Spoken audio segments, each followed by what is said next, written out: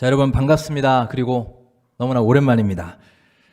한 2달여 만에 이렇게 많은 성도님들과 교회에서 함께 예배하게 되니 너무나 반갑고 또 힘이 솟습니다. 주 안에서 이렇게 함께 예배할 수 있다는 것이 이렇게 감사한 일인지 아주 절실하게 깨닫게 됩니다. 또 이 자리에 참여하지 못하시고 우리 가정에서 온라인 예배를 드리시는 분들, 특히 어르신들, 또 어린이의 부모님들께도 하나님의 동일한 은혜가 함께 임하시기를 주의 이름으로 축원합니다. 아마 여러분들도 이 코로나 바이러스를 통해서 그동안 느끼신 점, 또 깨달은 점이 참으로 많으셨을 것이라 생각합니다. 지난 6일부터 이제 사회적 거리두기에서 생활방역으로 전환이 되었죠. 며칠 안 됐습니다.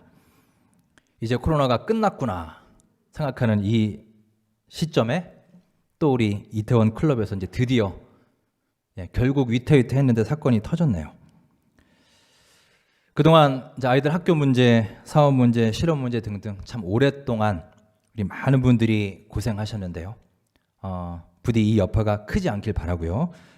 우리 모두 생활 속 방역에도 각별히 힘써주시고 우리 속히 이 어려움을 잘 극복하고 회복할 수 있도록 많이 기도해 주시기 바랍니다. 자, 우리 2달 만에 오랜만에 함께 만났죠. 우리 함께 잠깐이라도 인사할까요? 우리 마스크 쓰신 채로 하셔도 좋을 것 같아요. 우리 반갑습니다. 우리 인사합시다. 예, 여러분 너무나 반갑습니다. 건강한 모습으로 뵙게 되어 너무나 좋습니다. 자, 엊그제가 어버이날이었죠. 부모님들 찾아뵙고 연락 좀 드리셨나요? 예, 찾아뵈신 분도 계시고 또 여러분들이 어버이신지라 이제 자녀분들이 찾아온 가정도 있을 겁니다.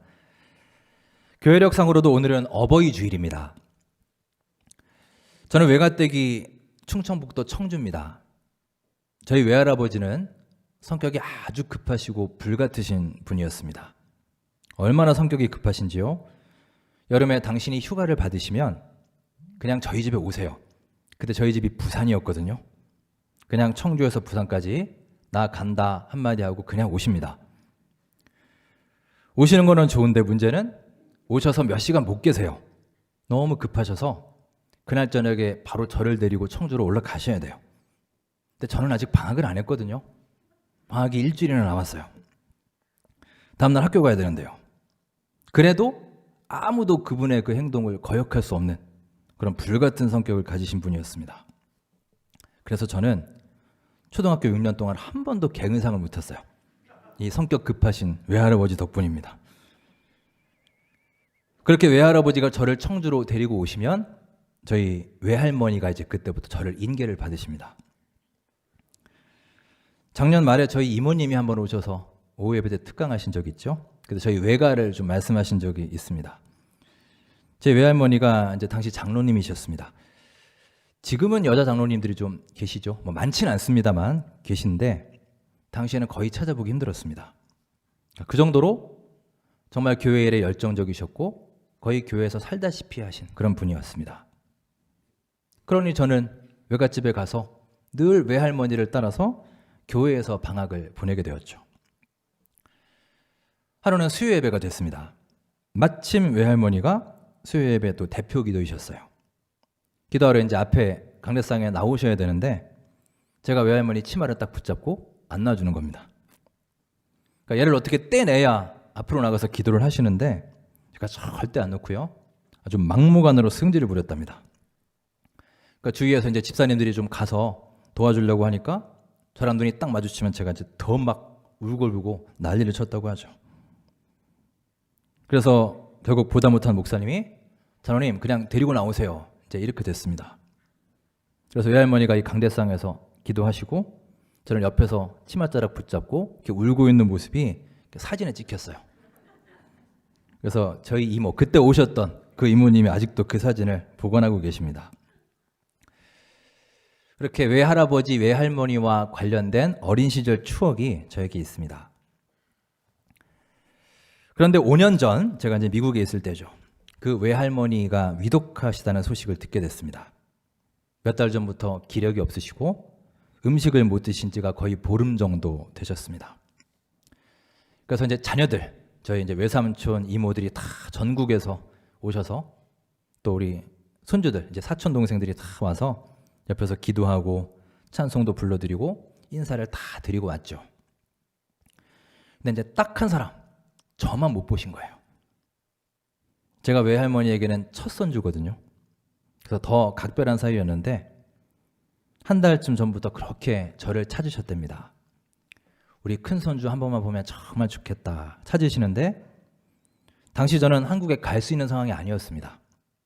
외국에 거주를 하면은 신분 문제가 걸려 있어서요. 당시 허가 없이 미국을 떠날 수가 없어요. 떠나게 되면 다시 미국에 못 들어가는 상황입니다. 그래서 애타게 하루하루 기다리고 있는데 며칠 후에 어머니께 연락이 왔습니다. 외할머니가 말씀하시기를 한국에 오는 거 너무 애쓰지 마라. 만난 것과 진배 없다. 우리 하나님이 인도하시는 대로 하자. 이 말을 꼭 전해달라고 어머니께 말씀하셨답니다. 몇 주 전에 외할머니가 저 보고 싶다 말씀하셨는데 그 말씀하신 다음에 또 걱정이 되셨던 거예요. 외국에 있는 손자가 혹시 그 말 듣고 조바심 내고 힘들어하진 않을까 걱정이 되셨고요. 그리고 이제 저희 어머니, 외할머니에게는 당신의 딸이지 않습니까? 사랑하는 딸이 중간에서 어쩔 줄 모르는 모습이 눈에 선하기 때문에 다시 말씀하신 거예요. 그러니까 왜 보고 싶지 않으셨겠습니까? 정말 내리사랑이라고 우리가 아무리 부모님을 생각한다고 해도 부모님이 자녀를 생각하는 그 마음에는 감히 비할 수가 없는 것 같습니다. 며칠 전 저도 부모님 계신 봉담에 다녀왔습니다. 저 역시도 부모님께 받은 사랑에 비하면 너무나 해드린 게 없고 죄송한 마음뿐입니다. 여러분도 다 비슷한 마음일 것입니다. 우리 예수님도 어머니가 계셨습니다. 우리 예수님도 형제, 자매들이 있었습니다. 성경에는 예수님의 삶 중에 3년간의 공생애에 대해서 주로 기록하고 있지만 사실 군데군데 보시면 사생활이나 가족에 대한 얘기도 나오고 있습니다. 어린 시절 나사렛 지방에서 가족들과 함께 성실한 삶을 사셨던 내용도 나오고 12살 된 소년 예수가 예루살렘 성전에 방문한 얘기도 나옵니다. 나사렛 회당에서 말씀을 가르치실 때 사람들이 그 모습을 보고 말했죠. 이 사람이 마리아의 아들 목수가 아니냐? 야고보와 요셉과 유다와 시몬의 형제가 아니냐? 사람들은 기억하고 있었던 것입니다.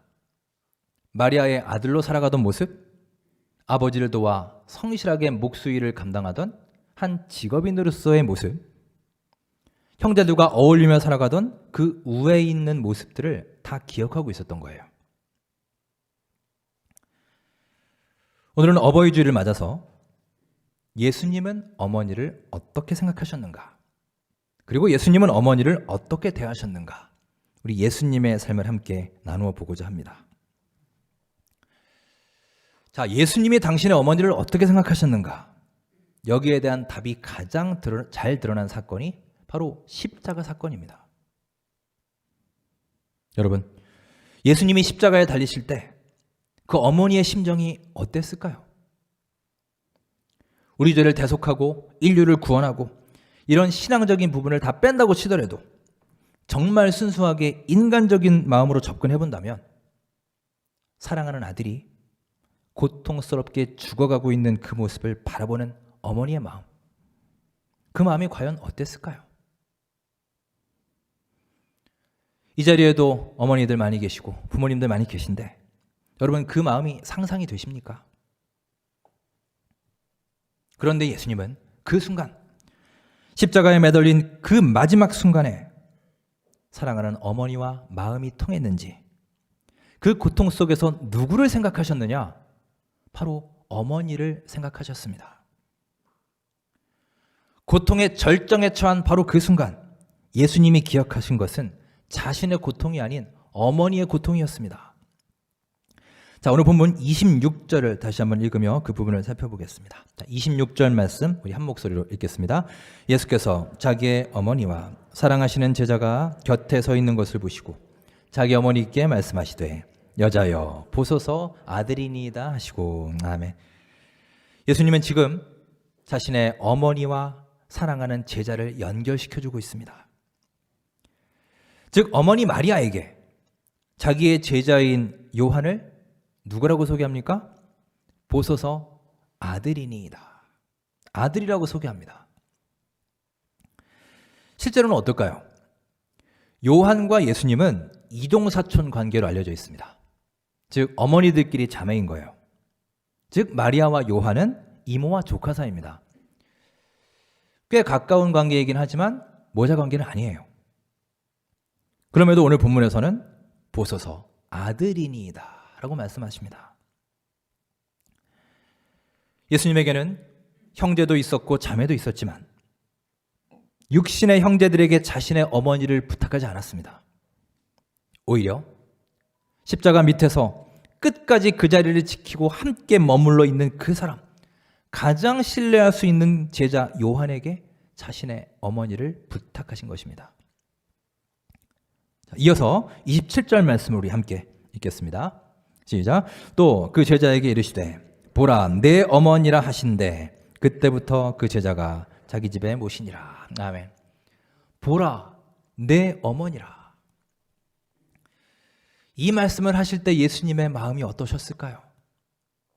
저 십자가 아래 머물러 계신 어머님 마리아가 마음에 걸리지 않았을까요?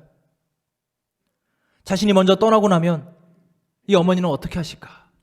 우리 어머니는 어떻게 살아가실까? 걱정이 되시지 않았을까요? 그래서 가장 믿을 만한 제자인 사도 요한에게 당부하고 있는 겁니다. 여기서 우리는 어머니 마리아에 대해서 한번 생각해 보죠. 어머니가 자신의 아들이 달리게 될 그 십자가 바로 아래까지 온다는 것. 여러분 이것은 보통 일이 아닙니다. 이건 그냥 아들이 걱정돼서 따라다니는 수준이 절대 아닙니다.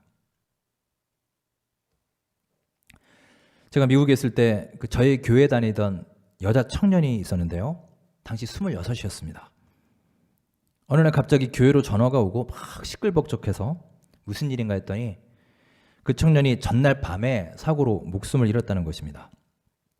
그 친구랑, 남자친구인 것 같아요. 남자친구랑 호수에서 보트를 탔는데 밤이니까 아무래도 위험했겠죠. 그래서 바위에 부딪혀서 전복이 됐는지 호수에 빠져 죽었다는 것입니다. 저도 불과 얼마 전까지 봤던 청년이에요. 그 젊은 청년입니다. 실감이 안 나더라고요.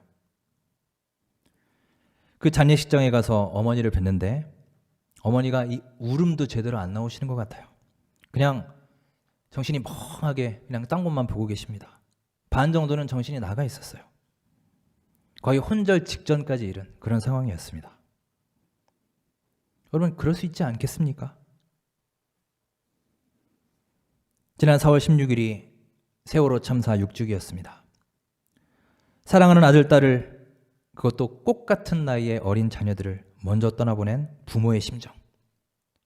그 아픔의 깊이와 크기가 어느 정도인지는 사실 겪어보지 않은 사람은 공감하기 어려울 것입니다.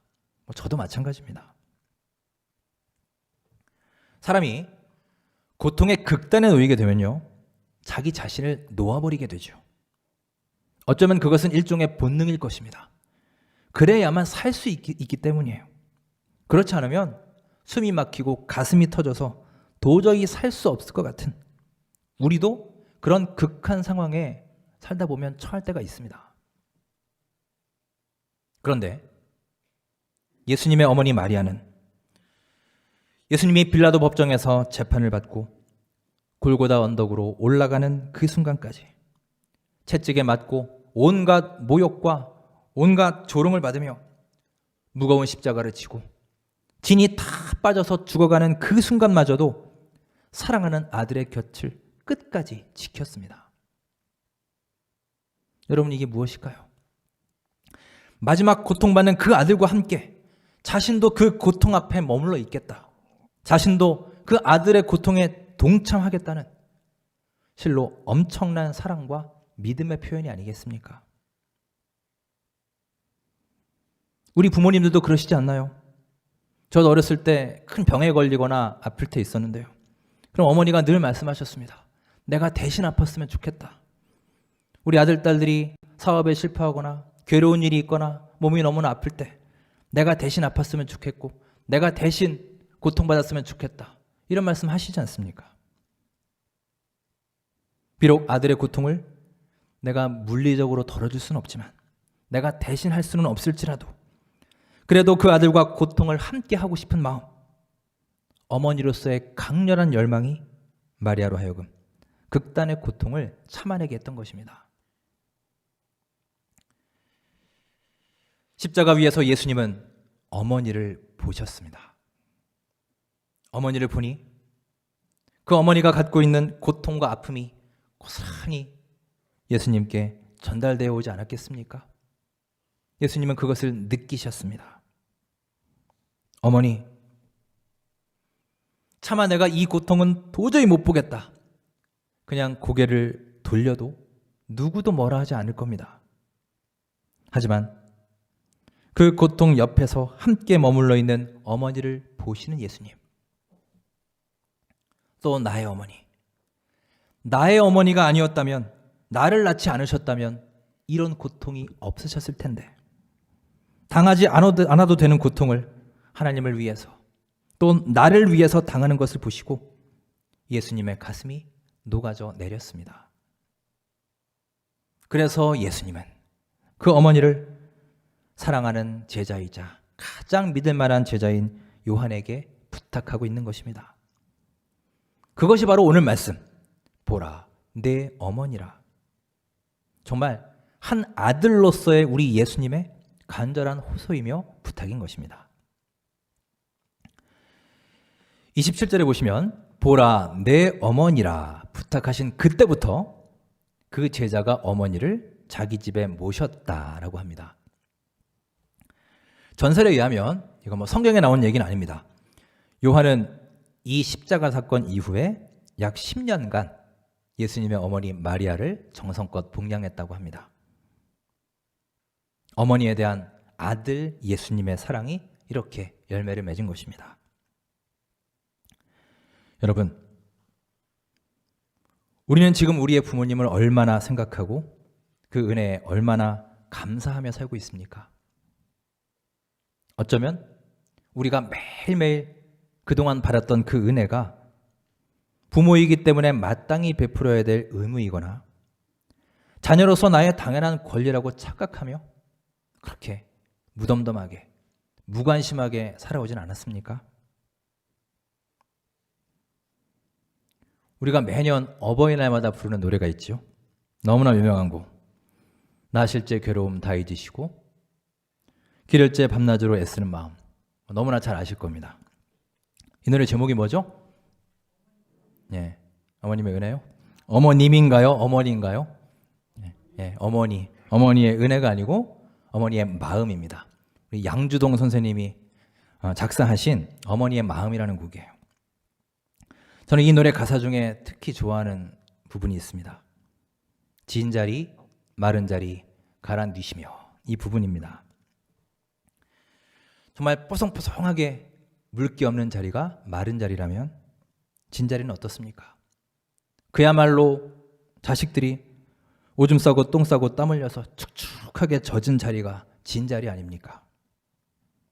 정말로 자식 키우느라 고생하신 우리들의 어머니를 표현한 말일 것입니다. 부모 은중경이라는 경전을 보면 회건 취습은이라고 해서 부모님의 은혜에 대해서 이렇게 말하고 있습니다. 마른 자리에 아이 누이시고 젖은 자리에 누우시는 어머니 은혜.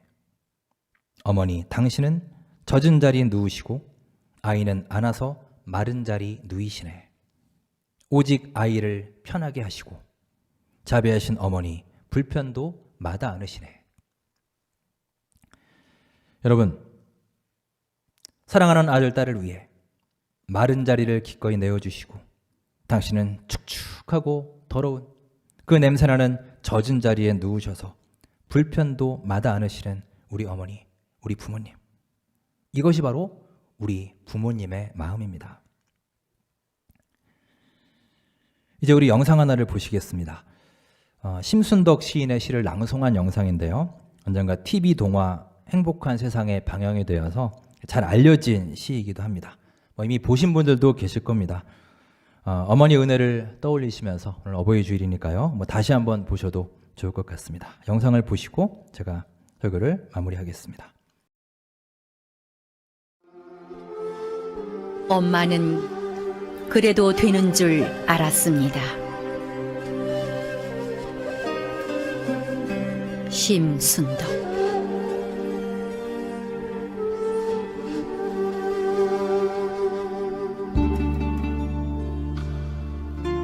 엄마는 그래도 되는 줄 알았습니다. 하루 종일 밭에서 죽어라 힘들게 일해도 엄마는 그래도 되는 줄 알았습니다.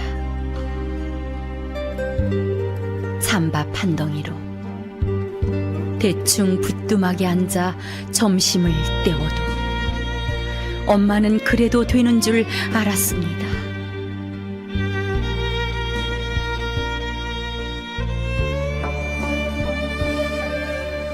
한겨울 내물에 맨손으로 빨래를 방망이질 해도 엄마는 그래도 되는 줄 알았습니다. 배부르다, 생각 없다, 식구들 다 먹이고 굶어도 엄마는 그래도 되는 줄 알았습니다.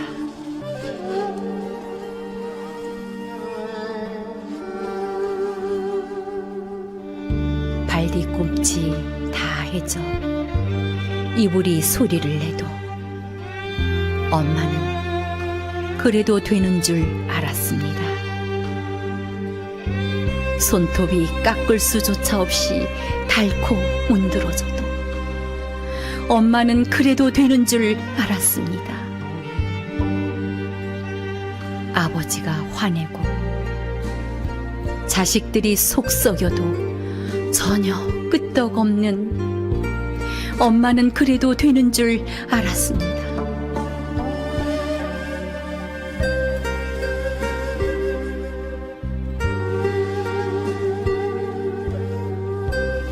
외할머니 보고 싶다. 외할머니 보고 싶다.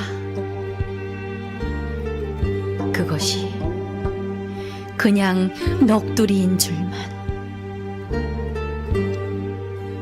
한밤중 자다 깨어 방 구석에서 한없이 소리주게 울던 엄마를 본 후로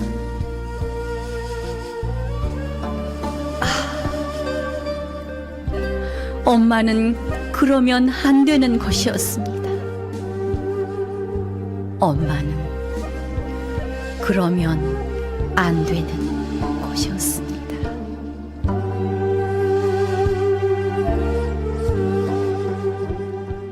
오늘 말씀을 마무리하겠습니다.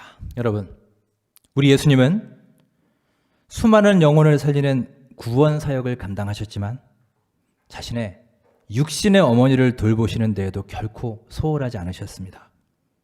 십자가에서 예수님의 생애 마지막까지 최선을 다해 하신 일이 바로 자신의 사랑하는 어머니와 가족을 돌보는 일이었음을 이 시간 기억하시기 바랍니다. 예수님도 그렇게 하셨습니다. 그렇다면 여러분, 주님의 자녀로서 예수님을 닮아가야 할 우리들 역시 우리의 부모님을 사랑하고 공경하며 정성껏 돌보는 것이 마땅하지 않겠습니까? 그것은 단지 윤리적인 의무일 뿐만이 아니라 성경에서 우리 예수님이 강조하신 이 시대 모든 그리스도인들에게 주어진 귀한 사명임을 기억하시기 바랍니다. 보라, 내 어머니라. 예수님의 이 마음을 가슴에 새기시고 우리의 삶의 등불로 삼는 귀한 우리 원천교회 성도님들 되시기를 주님의 이름으로 축원합니다. 기도하겠습니다. 사랑의 하나님 아버지, 저희에게 귀한 가정을 주시고 사랑하는 부모님을 허락하심에 진심으로 감사를 드립니다. 저희들 모두 부모님의 크신 은혜를 기억하고 생각하며 공경하고 감사하는 삶이 되게 하여 주시옵소서. 보라, 내 어머니라. 십자가의 고통의 순간에도 마지막 순간까지 사랑하는 어머니를 생각하며 가장 믿을 수 있는 제자에게 맡기신 우리 예수님의 그 마음을 묵상하며 우리 예수님의 삶을 하루하루 닮아가는 복된 우리들의 삶이 되게 하여 주시옵소서. 예수님의 이름으로 감사하며 기도드립니다. 아멘.